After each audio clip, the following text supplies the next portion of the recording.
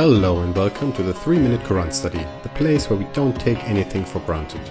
Once again, we're looking for evidence for a historical Muhammad. Perhaps the most convincing piece comes from an 8th century document which claims to contain a text from Thomas the Presbyter, who supposedly wrote it around 640 AD. It contains geographic information, genealogies from the Old Testament, as well as claims about the Arabs, but not about a new religion. 2 sentences about the Arabs are of interest.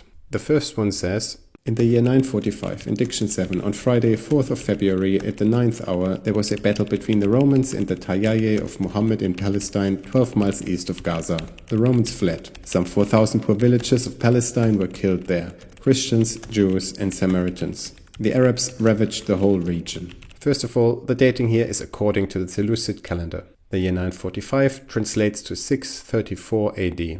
And immediately we see 2 problems. First of all, Muhammad was supposed to be dead by 634 AD, yet here we have him leading the charge against the Romans. Apologists will of course claim that naming Muhammad in this instance is only symbolic. However, that was not the practice of the day. Once a leader died, his troops were no longer named after him. But even if we accept this argument, the bigger problem is that the text claims that the Arabs ravaged the whole region. Archaeologist Yehuda Nevo has searched the entire region for evidence of large-scale destruction. Particularly towns and villages are expected to be abandoned after a major army marches through. Yet, he could not find any evidence whatsoever that would support this claim. Let us therefore look at the second quote from the text. "In the year 947, in Diction 9, the Arabs invaded the whole of Syria and went down to Persia and conquered it. The Arabs climbed on the mountain of Mardin and killed many monks there in the monasteries of Kedar and Bunata."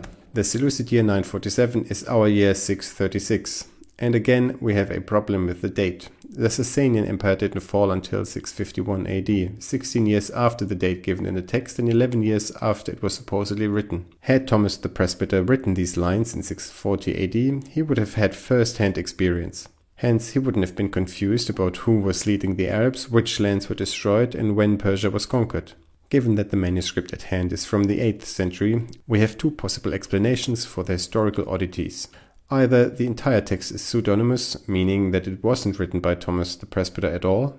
Alternatively, the copyist could have enhanced the original text by providing additional details which unfortunately weren't accurate, giving us the opportunity to detect the later date of origin.